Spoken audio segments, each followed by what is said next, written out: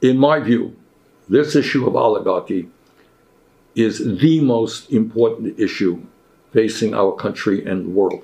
Oligarchy is a global phenomenon, and it is headquartered right here in the United States. The fact of the matter is, and we don't talk about it very much, but this is the reality, a small number of incredibly wealthy billionaires own and control much of the global economy, period. End of discussion. And increasingly, they own and control our government through a corrupt campaign finance system. Since 2020, 5 billion people all over the world have become poorer, while the world's 5 richest billionaires have more than doubled their fortunes at a rate of $14 million per hour. And listen to this. Elon Musk, the world's wealthiest man, has added $120 billion to his fortune just since election day. Got that? $120 billion since election day. While Jeff Bezos, number 2 guy, he only became $67 billion richer in the last month. Outrageously, the wealthiest people in the world are stashing up to $32 trillion in offshore tax havens like the Cayman Islands in order to avoid paying their fair share of taxes to governments all over the world. In other words, governments are underfunded, and these people stash trillions in tax havens. Meanwhile, the uber rich do spend money to protect their incredible wealth. They do it by buying influence, and increasingly by buying our elections. Just 150 billionaire families spent nearly $2 billion to buy our recent elections. Elon Musk alone spent at least $277 million to back Donald Trump. How's that? One guy, $277 million. And we saw the results of that investment working pretty good for him. The major defense contractors spent over $38 million this election cycle. And you know what? They're going to have $1 trillion military budget with enormous amounts of waste and fraud in it. This is not democracy. This is not one person, one vote. This is not all of us coming together to decide our future. This is oligarchy.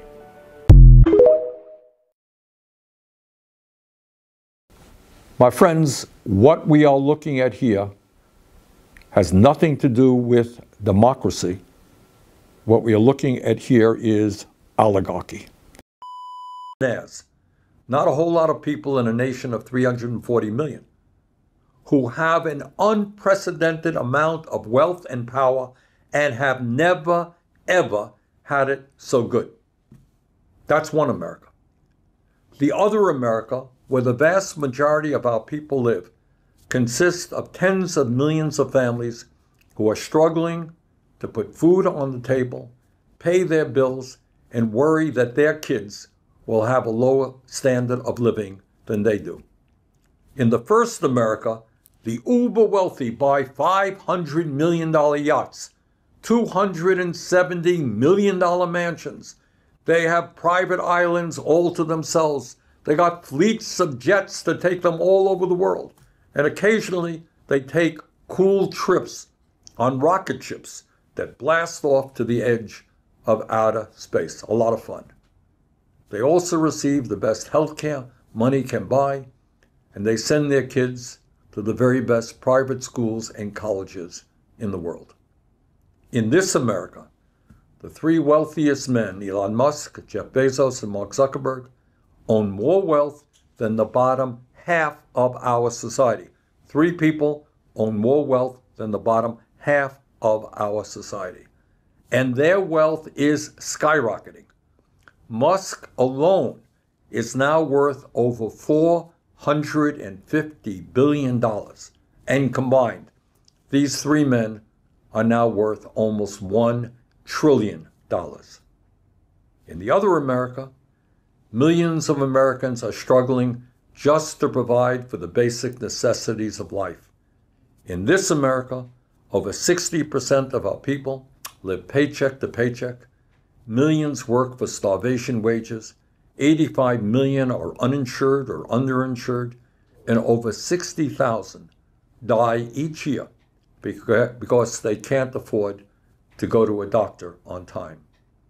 In other words, we are living in a nation today where a handful of billionaires have more money than they could spend in 1,000 lifetimes, while at the same time, millions are living in desperation, fear, and are struggling to survive. But let's be clear. Our country is not just experiencing an unprecedented level of income and wealth inequality. Today, the ruling elite have brought about a situation in which we now have more concentration of ownership than we have ever had before. In other words, a small number of giant corporations have enormous control over our economy in sector after sector: healthcare, agriculture, financial services, energy, transportation, you name it. A small number of giant conglomerates control what is produced and how much we as consumers pay for their products.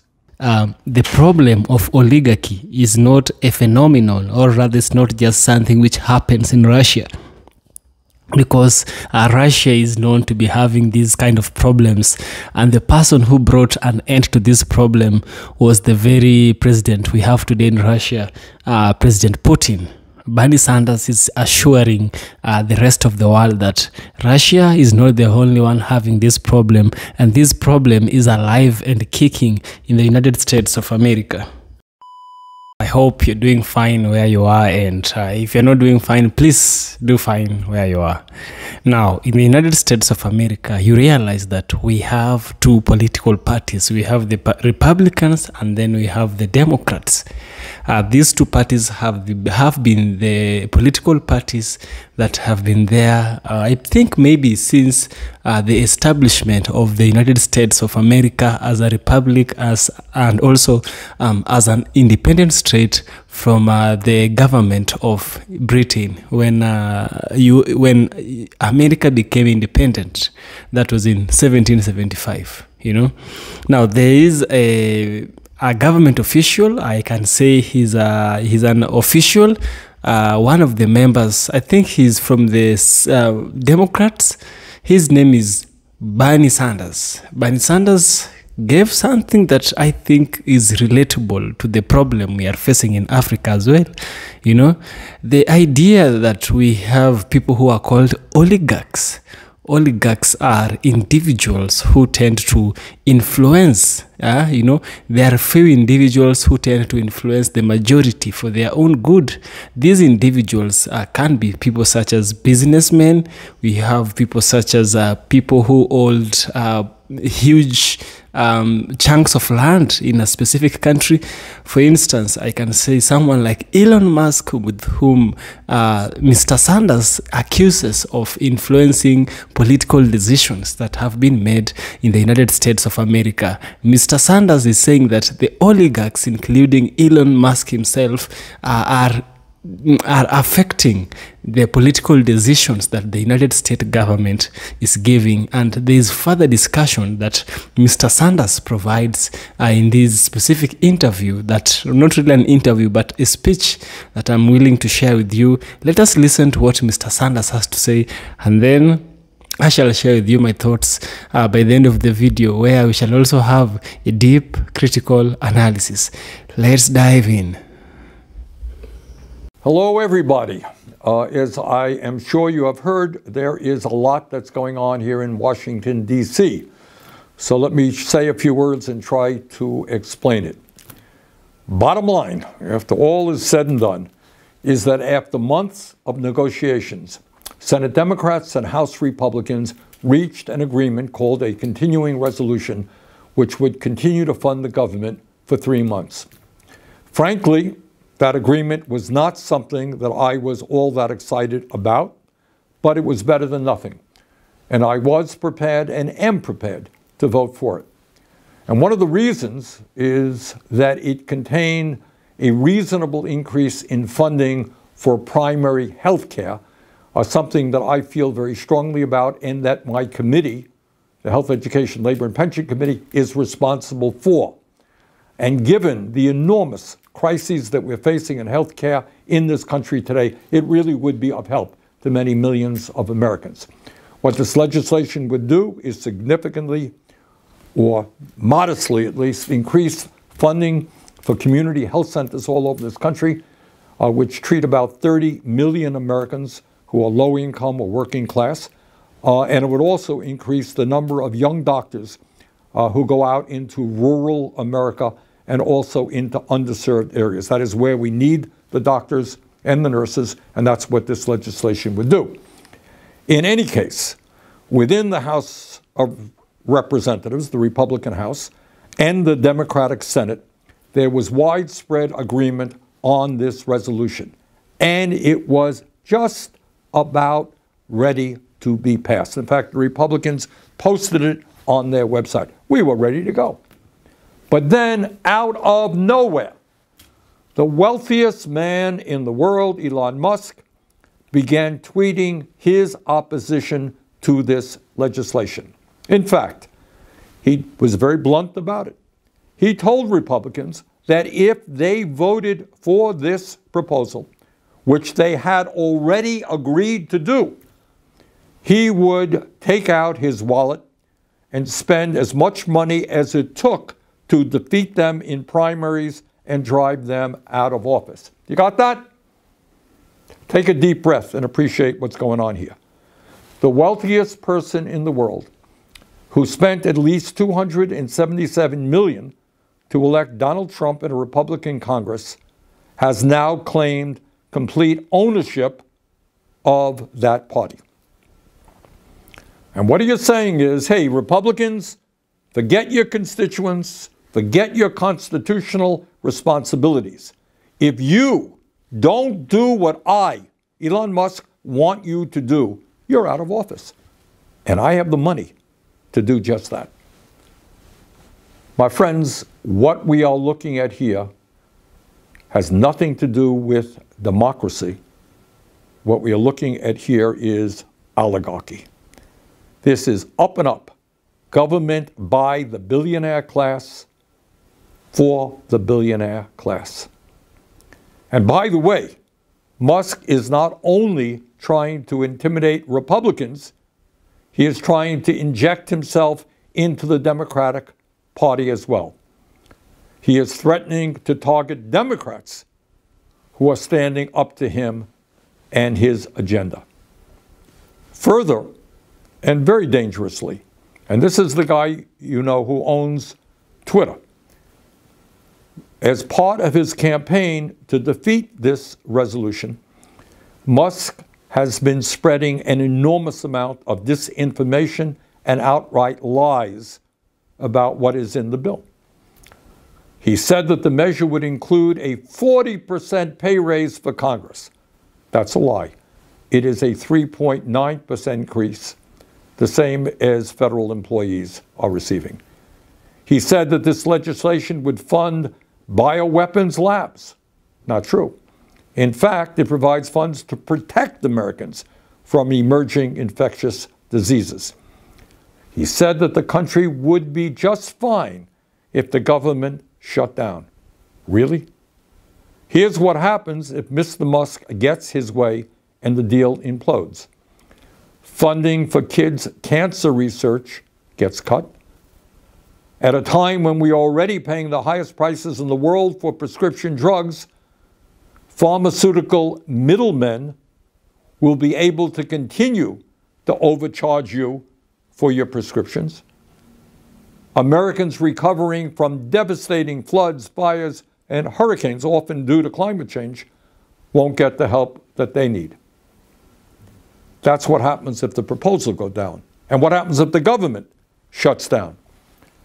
Well, our troops won't get their paychecks. Nearly 7 million women and children who rely on WIC nutrition assistance could go hungry.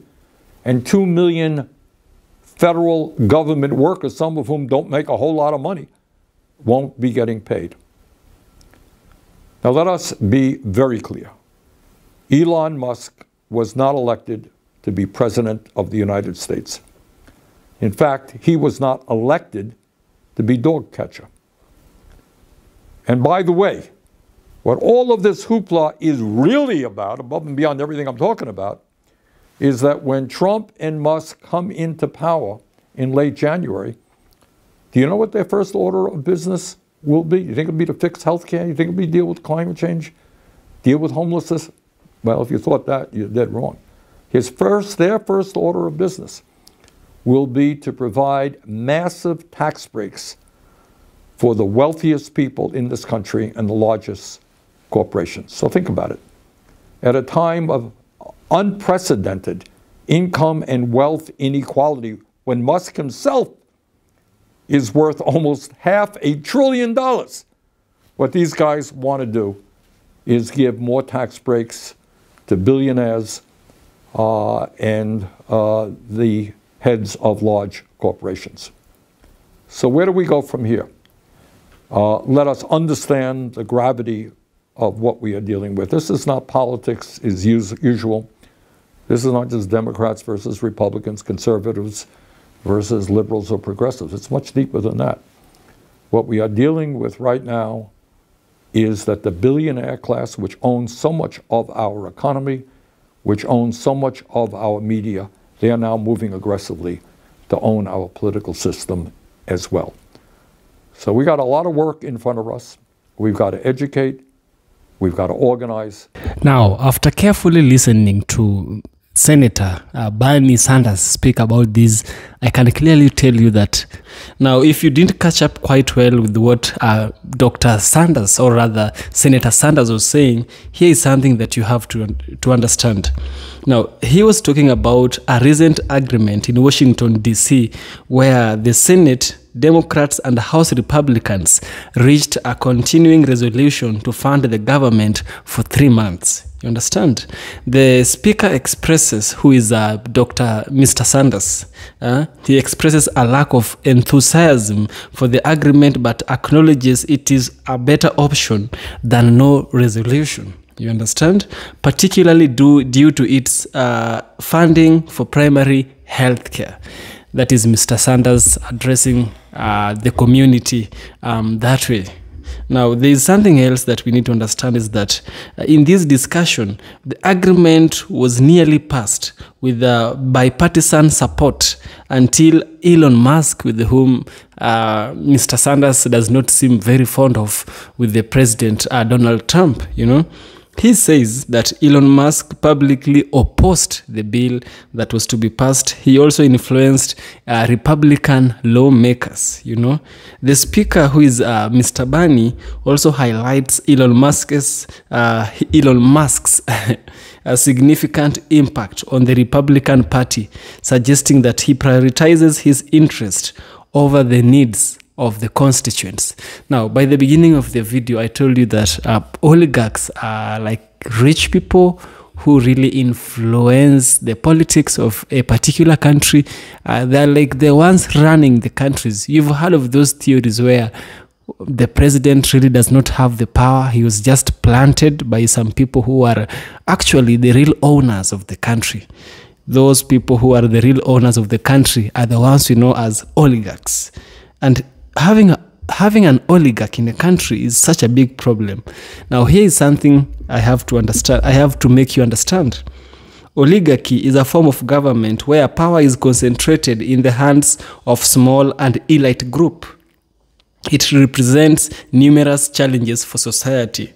While proponents of oligarchy may argue that it ensures stability and efficient decision-making, the concentration of power among a few individuals or family can lead to various political, social, and economic problems. You know, these issues can undermine democratic values, exacerbate inequality, and impede the development of a fair and a just society. First of all, we want to see how oligarchy erodes democracy, because democracy is a government of the people, for the people, and by the people. These are words that were spoken about by one of the best presidents USA ever had, and this man was Abraham Lincoln. He is the one who coined the term democracy. But oligarchy takes the concept of democracy away. You know, one of the primary issues with oligarchy is its inherent contradiction with democratic principles. In a true democracy, power is ideally distributed among the population, with every individual having an equal voice in decision making. In an oligarchy, you understand? However, this distribution is highly skewed. We've seen that power is concentrated in the hands of a few, and in an oligarchy, however, this distribution is highly skewed, as a select few hold control over political and economic decisions. This concentration of power denies the broader population the right to participate in governance. It's often leading to suppression of dissent and marginalization of minority groups. Oligarchy regimes often use their wealth and influence to maintain their opposition, or rather their position, ensuring that policies are made in their favor, such as the one we are having Elon Musk doing to the people of the United States of America.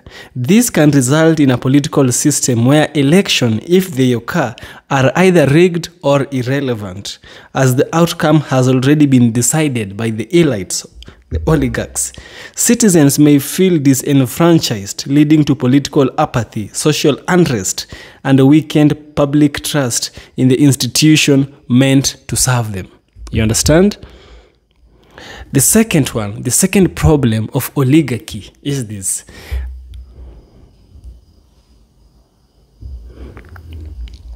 Economic inequality. The economic, or rather the concentration of wealth and power in the hands of a few is another significant problem associated with oligarchy. In an oligarchic system, resources are often monopolized by a small group of individuals and corporations, leaving the majority of the population with limited access to opportunity for upward mobility. This creates stark economic inequalities where the elites continue to accumulate wealth and resources, you understand, while the rest of society struggles with poverty or limited economic prospects.